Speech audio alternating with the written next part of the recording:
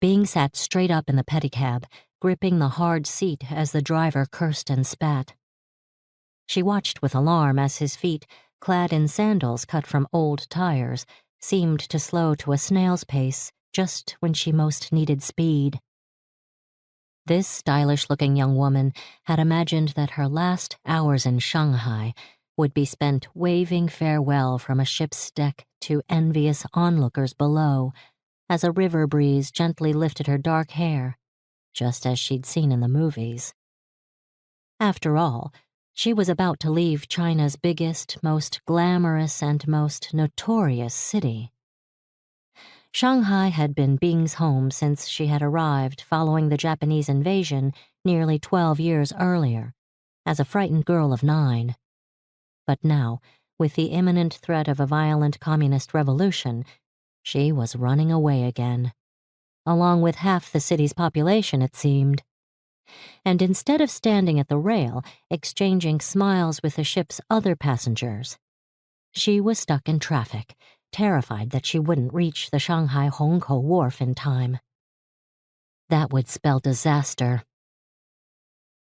She lurched forward as the pedicab driver stood on the pedals of his 3-wheeled cycle and came to a stop. Around her was a sea of other pedicabs, rickshaws, cars, buses, carts, and trucks, all screeching and honking, their drivers yelling every manner of obscenity. The cacophony reverberated against the walls of the stone and concrete canyon of Nanjing Road. Bing was no stranger to Shanghai's mayhem, but she had never seen anything quite like this. Of all times to be stuck in such bedlam, on the very day she had to get to the riverfront, the date set for her departure from this desperate city. She'd sewn her floral print qipao for this special occasion.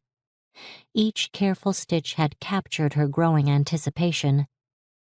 With her oval face, big eyes, and full red lips, all crowned by a tiara of black permanent waves, the 20-year-old might have been mistaken for a coy Shanghai poster girl, but for the panic in her eyes.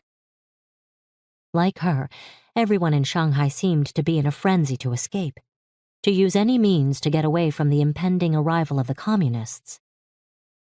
But unlike those who were still clamoring for a seat to anywhere, Bing was one of the lucky ones. She possessed a precious one-way ticket out, on a ship, to America. Finally, the driver managed to break through the crush. He harangued everyone in his path, shouting, "Move along, you worthless mule scrotum, smellier than pig farts." She didn't blink at his choice of words, which came as naturally as breathing on Shanghai's streets. She didn't care, as long as he got her to the wharf.